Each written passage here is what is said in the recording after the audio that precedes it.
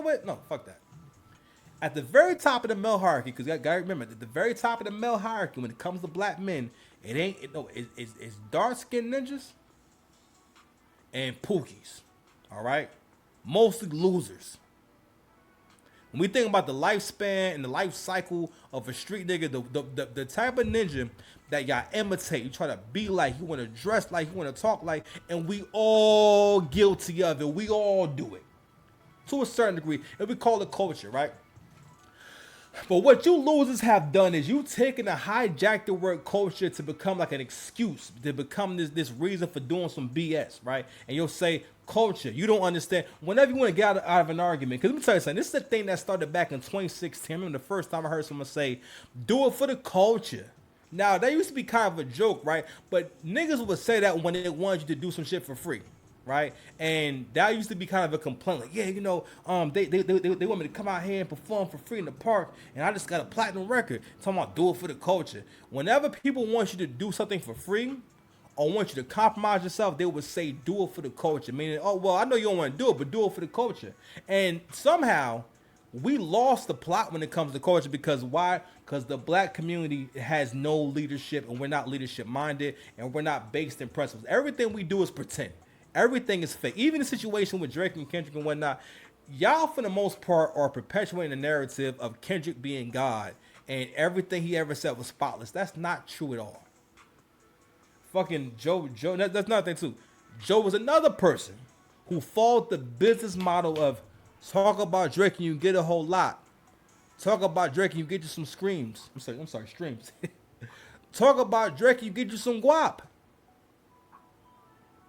A majority of the subject matter on the Joe Budden podcast has mostly, I'm going to say mostly been about, but Drake is always a hot topic. And then when it came time for the Not Like Us era, make no mistake, all these rappers have a grudge against Drake because all of them wanted to have what he has.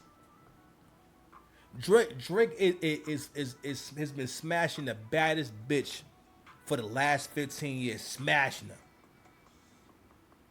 For when you deal with someone, right, and you're better at what you do than they are, in their mind, the way they see you is they see it as being cucked. They don't see your success as, oh, you're just successful. They see your success as cuckcess. They feel like, oh, well, all right, well, shit, if you like him, you know what I mean? That means you hate me. And they mind and flip when you doing your thing, that's you smashing their jaw better than they can in their face. I always bring up this analogy because if you're a winner, this is how you sound to a loser when you giving information, when you speaking life in the ninjas, when you're saying positive things. It's like this whole narrative about growth and all that type of stuff. Those are excuses. What are you talking about? Someone cannot continue to be successful at what they do without growth, without maturity. So you think it's just all about mistakes. So when he's crafting these albums and whatnot, and staying consistent and staying relevant after all this time, which is it is extremely hard. Pause.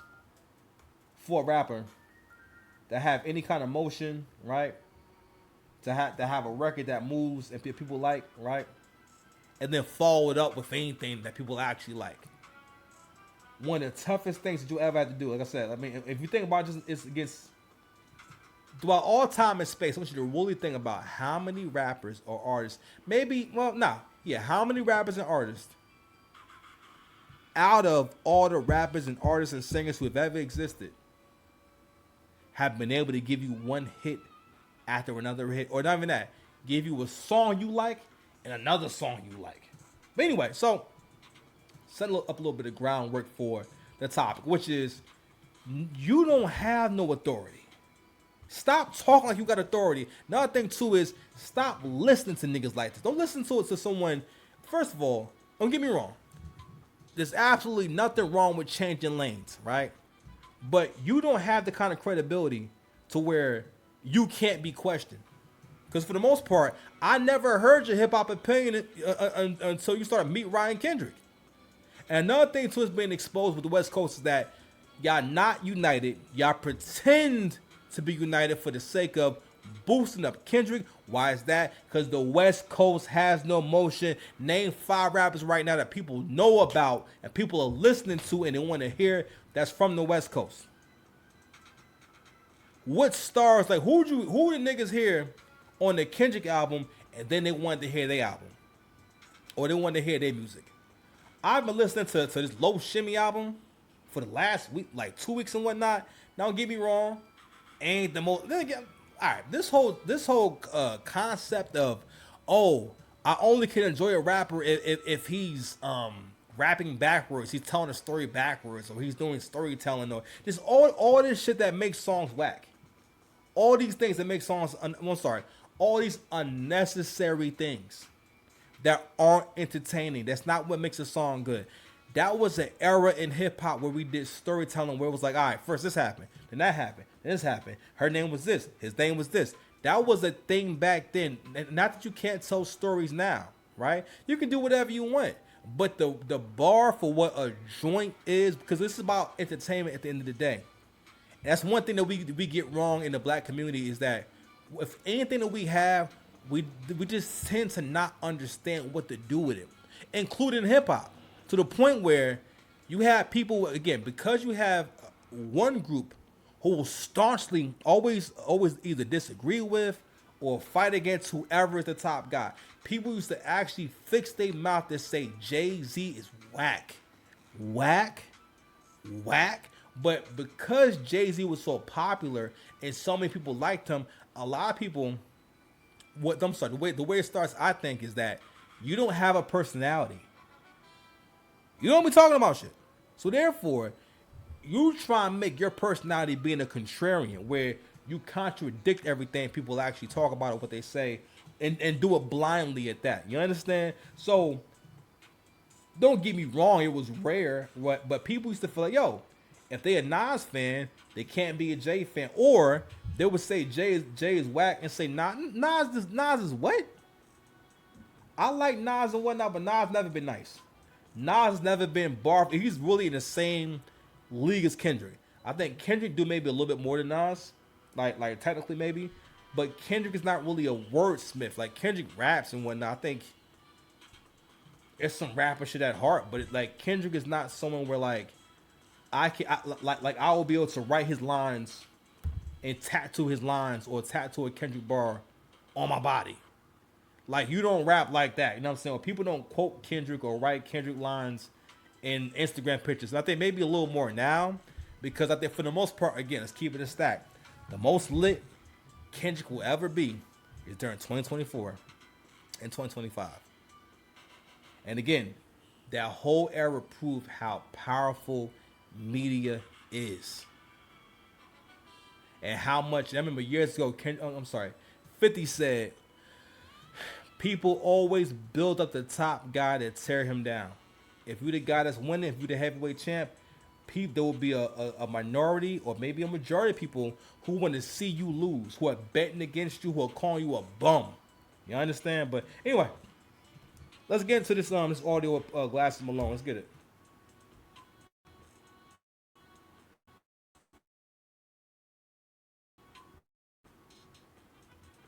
Violence. Why the fuck would I fight Act? I'm just curious. Yeah. Listen, Act is in this really weird space because people call it journalism, but it's not. It's more rooted in his opinion on what's happening in the news. Right?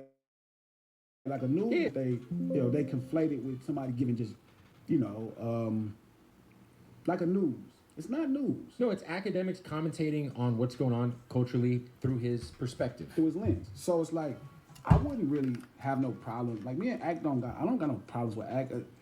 The shit he said about my homeboy, they gonna, you can probably have to fight them about this shit. Or you may don't, but like I don't think me and him personally had no thing. I don't think he would want to sit down with me because I know what the fuck I'm talking about. Right. Now most of these people not gonna want to sit down with me because I know what I care about it. Like for them, this is just like a hustle. Like they just making money. Yeah, I think what made academics like endearing to the public on the Joe Budden show was that he felt like he was like a fan, and he is a fan of music, who kind of got thrown on camera. I don't know if he's really a fan. No, I'm not saying he's like a fan of like he's not like a hip hop head per se, but I think like I don't even mean like a hip hop head. I think, man, this tag is just Thursday. Now, academics responded back to him, and he went. So I'm gonna play the actual reaction and whatnot because I for the most part, if I play anything from Chick's channel, it's just, I can't get into anything. He has no credibility because the thing about when Chick says stuff and whatnot, and I just take it as, you know what, you're doing content. Again, Drake hate is a whole space. It's a whole industry. People really make money off of hating on Drake. The reason why I talk so much about this shit is because what this does is stifles the creativity and the growth of a lot of people when they have people around them. Because a lot of black men are conditioned to think that you should be tolerating and leaning into and wanting to be around people who hate on you and don't respect or value what you've done and what you bring to the table. It's not just Drake. This is what niggas do in general. And it will always come from someone who can't fuck with you. It's always going to come from someone who no one cares about. Someone who has to assign themselves relevance. So don't get me wrong. Ain't nothing wrong with you making your own way. What I mean by assigning yourself relevance, going back to the whole thing about talking like people think that talking like you're more popular than you actually are. The reason why people don't want to sit down with your glasses is because you're not likable. No one likes you. No one wants to fucking talk to you. What are you talking about? No one ever wanted to talk to you. And also, not only that, no one thinks you smart. You sound smart to a stupid nigga. What are you talking about? Not only that, what would academics get out of talking to you? Do you realize who you're talking about? Academics platform is so big that he can get paid to not talk about a nigga. QC gave nigga $30,000 to say, yo, lay off a baby. Because they understand the power of image. Only someone who wants to tear down your image wants to convince you that, yo, it's okay if I talk about you like this. It's okay it's okay if I talk down to you like this. It's okay if I spread this rumor about you. It's okay if I fuck with your image. Remember that point I made the other day about Ray Daniels when I said that Ray Daniels pointed out that, yo, it's not that Jay-Z can't do numbers in 2026, but it can't be 60K. It can't be regular numbers. It has to be big boy numbers. It has to be 200K first week, 300K. If Drake doing 300K, Hov got to do about 150, 200. Right? And the thing is, in 2026, if Jay had been more active, bro, Jay put an album out as far as a solo album out in 9 years. You can kind of count the Carters, which I thought was a great album, great rapping by Hov, and also great modern rapping. He was doing modern rapping. He was rapping over like traction that first of all, he was rapping over music. Again, I think it's Beyonce too. Beyonce has a great ear. And she has a great ear for production. So that really helped tremendously. And Jay does the best when he don't gotta do no heavy lifting, and he can just show up and just rap. Those be the best Jay records. And I think at this point, and that's what an artist is also used to from his era, is that, yo, you kind of just rapped your verses and it was good. And thing was, Jay is so good at rapping and his verses sound so good that, yo, like, you know, he can kind of get by. Whereas like now, for him to carry a record now, which I think Jay could do it, it's just that we can even feel from seeing these interviews, seeing these conversations that, yo, not that Jay ever came on to interviews being braggadocious, because Jay stopped doing interviews a long time ago. Jay stopped doing press. I feel like Beyonce started that. Beyonce showed y'all, you don't gotta do no press. Be great. Beyonce don't do no press. All right, because Beyonce is so lit. Even now, I mean, well, mostly to a certain crowd of people, but still, to people who know who Beyonce is, right? When back in 2014, I think it was 2014 or in the end of 2013, right? One of those years, right? When she put out that the self-titled album, Beyonce. Don't get me wrong, that album had like mad songs and it was like mad long, but Beyonce had mad slaps on that shit, mad slaps, like hella slaps. Okay, so and with that, people heard about it. People started playing the album. People saw how good the album was, right?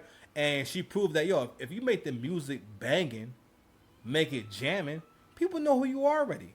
Because people don't have to go to the store to see, oh, the Beyonce album is on the shelves and whatnot, right? No, they're going to find out instantly. The Beyonce album dropped. Everyone's online talking about it. And somehow along the way, we've gotten to where, and you know what's funny is Beyonce hasn't had to use any controversy she hasn't had to. Now with Lemonade, she did take advantage of Lemonade, but she hasn't had to have a controversy, a beef, or something happening. Beyonce can just put the album out. You know what I'm saying? She can just put the album out. Where does that come from? That comes from talent. That comes from the hard work. Hard work that Glasses Malone never did. So I'm going to argue that Glasses Malone don't know shit about hip-hop. He don't know shit about music because, bro, you're not able to make any.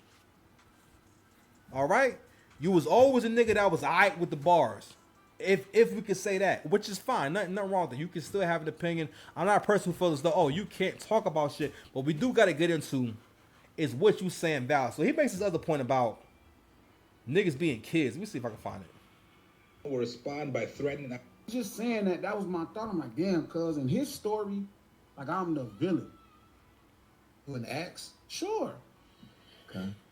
Like in Cuz story, Okay. I am the villain, bro. Like I am public enemy number one. And he's like in theory with millions of followers. In theory, millions of dollars. In theory, right? They got these mass followers. Not bad, yeah. Oh, right? This little small thing. Cause it ain't a lot of us, cause it's just me. Mm-hmm. Shout out to what's cuz that ran at Hot 97, cool dude that ran it for years. Ebro. Ebro? Ebro Yeah. ain't Glasses Loke though. Ebro part of the coach, but he ain't Glasses Loke. Like it's different. So like, if my voice could mean that much, like if the fact that Sub Club is here, cuz, and my voice could mean that much, cuz, then what do you think that's saying? Again, bro, I understand what it is. I am the motherfucking villain in mainstream America's story. That's the truth, King. I'm black. No, it's not. No, it's not. No, it's not. Stop. Stop. Stop. Stop.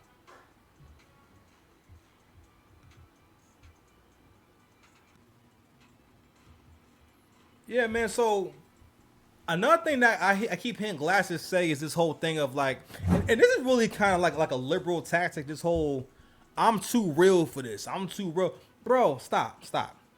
You have gone viral because people kind of know who you are, and also the people that I see doing that show with, those are also Drake haters. Listen, Elliot Wilson and who was it? Anyway, Elliot Wilson was on the show. Oh no, it was like Elliot Wilson and DJ Head.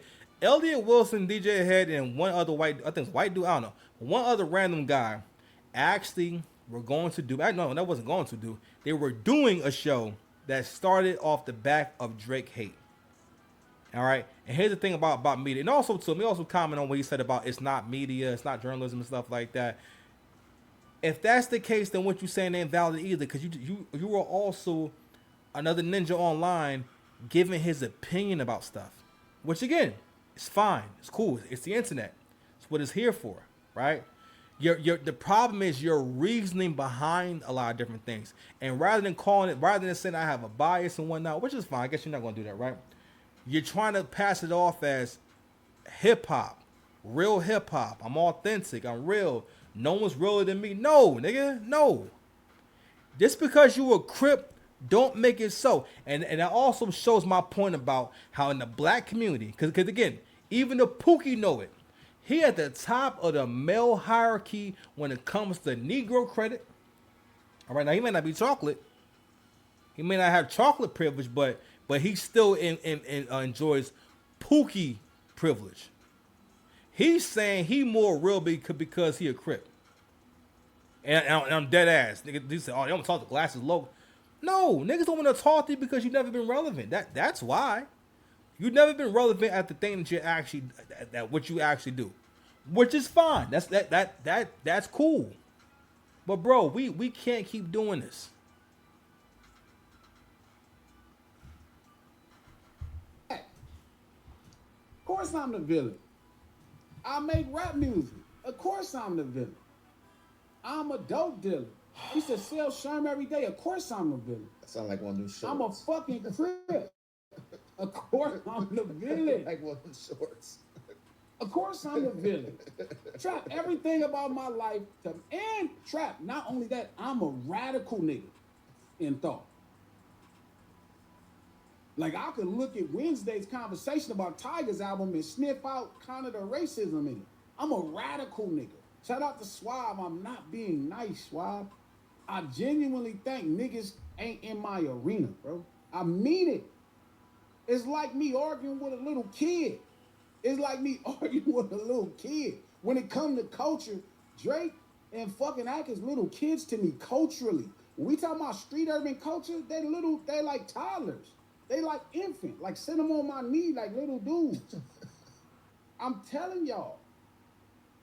I'm not talking shit about this man. I'm not talking shit about Drake. What's wrong? Like, cuz if we was talking about Jewish culture, cuz I would be a toddler to Drake. How is he a toddler to you when he's been more successful in the hip hop than you? No one's called you for a feature. You don't have the nigga that you glazed the most, Kendrick. Kendrick you was not on the album. He not on your album. He never been on no tracks with you because you never had no motion. You've never made no fire, which is fine. And there's nothing wrong with that. But you keep making these kind of statements of, don't get me wrong, they sound good for clips. It sounds kind of funny. But saying these are people I put them on the court. All right, and this another thing too. Black people, because the black community is led by black women, we have this behavior of saying shit that sound good. That don't make no damn sense. How are you qualified? What are you talking about? We said culturally. They like kids to me. I put them on my knee.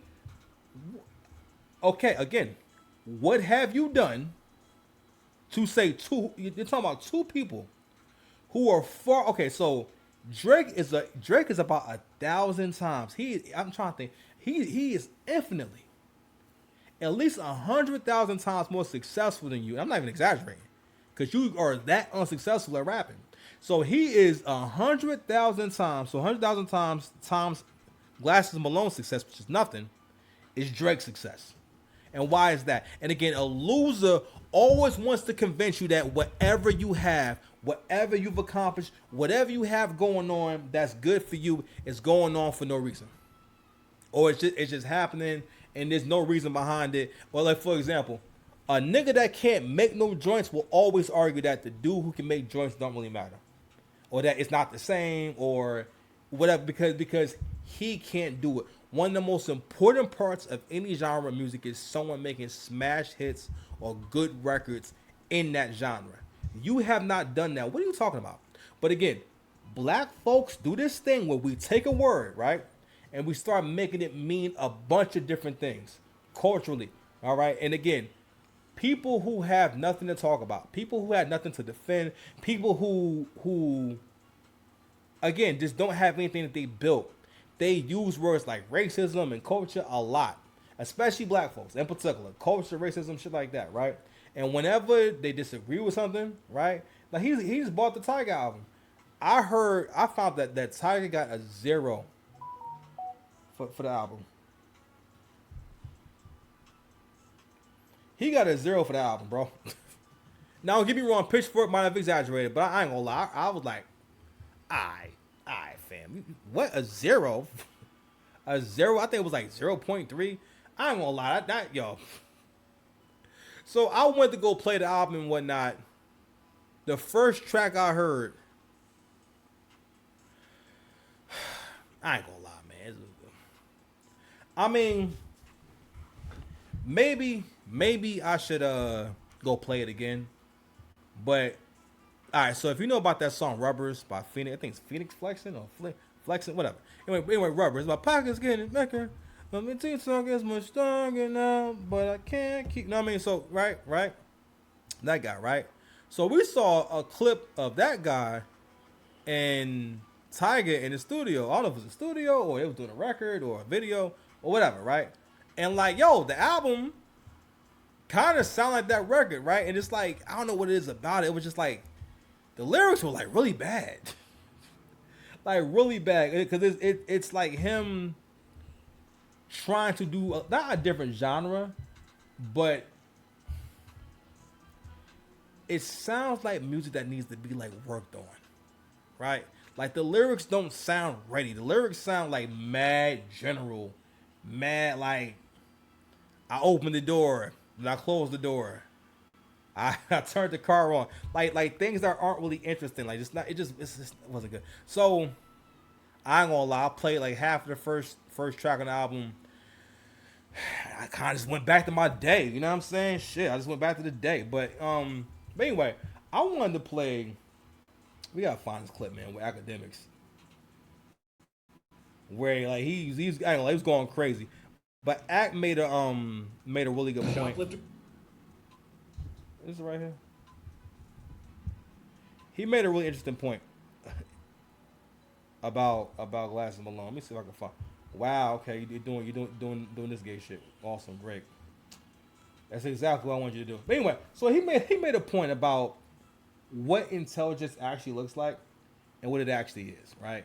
And again, when it comes to guys like this, because of the hierarchy and whatnot, so of course it's his show, and people can't stop you or cut you off during your show.